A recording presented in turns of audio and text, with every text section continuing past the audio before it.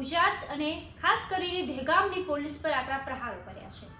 તેમણે કહ્યું છે કે પોલીસ કેમ ભૂલી જાય છે કે એમનો પગાર કોઈ કમલમમાંથી આવતો નથી પણ સામાન્ય લોકોના ટેક્સના પૈસાથી આવે છે। નમસ્કાર, હું છું મમલ।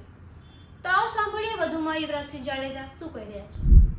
નમસ્કાર, જય હિન્દ, જય ભારત। હું યુવરાજસિંહ જાડેજા। ગુજરાતની બહાદુર પોલીસ એ શા માટે ભૂલી જાય છે કે એનો પગાર કોઈ કમલમમાંથી નથી આવતો, એનો પગાર એ સામાન્ય જનતાના ટેક્સના પૈસામાંથી આવે છે। અને એનું કાર્ય એ કાયદો વ્યવસ્થા જાળવવા માટેનું છે, એનું કાર્ય એ સુરક્ષા આપવા માટેનું કાર્ય છે। પરંતુ એ ગુજરાતની બહાદુર પોલીસ અને એમાં પણ ખાસ કરીને દહેગામની જે બહાદુર પોલીસ છે એ ક્યારે પણ જે ખેડૂતો છે, પશુપાલકો છે, જેનો અત્યારે વર્તમાનનો જે પ્રશ્ન છે એને તો ક્યારેય વેદનાના વાચક નથી બની શક્યા। પરંતુ ગતરોજ જે બારૈયા ખાતે જે કહી શકે ભારતીય જનતા પાર્ટીના જે ઉમેદવારો જે મત માંગવા માટે આવ્યા હતા, એમાં ખાસ કરીને ધારાસભ્યશ્રી પણ ઉપસ્થિત હતા, તો ત્યારે કહી શકાય કે બારૈયા ગામના જે ખેડૂતો અને પશુપાલકો જે છે, જે પોતાની પીડા, પોતાની વ્યથા રજૂ કરી રહ્યા હતા, આજે એને પોલીસ દ્વારા ધમકાવવામાં આવી રહ્યા છે, પોલીસ દ્વારા એને ડરાવવામાં આવી રહ્યા છે, પોલીસ દ્વારા એને કહેવામાં આવ્યું છે કે તાત્કાલિક ધોરણે પોલીસ સ્ટેશને હાજર થઈ જાઓ, નહીતર અમે તમને ઉપાડી લઈશું।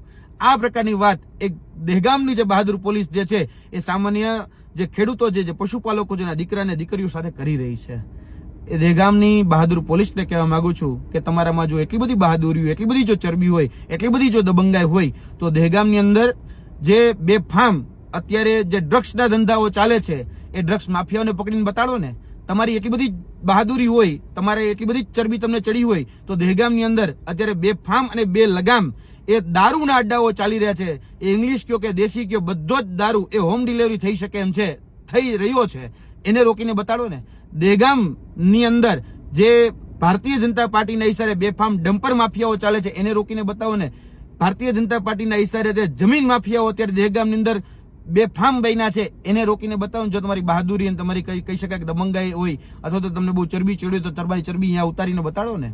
ખરેખર જ્યાં બિચારા નિર્દોષ છે, જે માસૂમ છે, એને પ્રતાડિત કરવાનું કામ અથવા તો એને હેરાન પરેશાન કરવાનું કામ, એની સામે જોહુકમી કરવાનું કામ કે એની સામે દાદાગીરી કરવાનું કામ એ જોવા જઈએ તો નમાયલાપણું છે। અને તમે જે ભારતીય જનતા પાર્ટીનો હાથો બની અથવા તો ભારતીય જનતા પાર્ટીની જે દલાલી કરી રહ્યા છો એ મહેરબાની કરીને આ બંધ કરો। અને તમારું કાર્ય જે છે એ સેવા અને સુરક્ષાનું કાર્ય છે, તમારું કાર્ય એ રક્ષણ આપવાનું કાર્ય છે। ક્યાંક ને ક્યાંક જે ખેડૂતોને જે પ્રતાડિત કરવામાં આવી રહ્યા છે, તો તમને બહુ સ્પષ્ટ શબ્દમાં કહીએ છીએ કે દહેગામનો ખેડૂત એ એકલો નથી। દહેગામના ખેડૂતો સાથે અમે ખભોથી ખભો મિલાવીને દરેક નાગરિક જન એ ઉભો છે। દહેગામના ખેડૂતોને જરા પણ જો હેરાન પરેશાન કરવાનું તમે વિચાર્યું પણ છે તો યાદ રાખજો, આ જ દહેગામની અંદર જેલ ભરો આંદોલન કરવું પડે તો એના માટેની પણ અમારી સંપૂર્ણ તૈયારી છે। એટલે મહેરબાની કરીને કહીએ છીએ કે ખેડૂતોના દીકરા દીકરીઓને ફોન કરીને એ હેરાન પરેશાન કરવાનું બંધ કરી દેજો। જય હિન્દ, જય ભારત। યુવરાજસિંહ જાડેજાની વાતથી તમે કેટલા સહેમત છો, શું વિચારો છો, કોમેન્ટ કરીને જરૂરથી જણાવજો। અત્યારે આપણે બસ આટલું જ, ધન્યવાદ।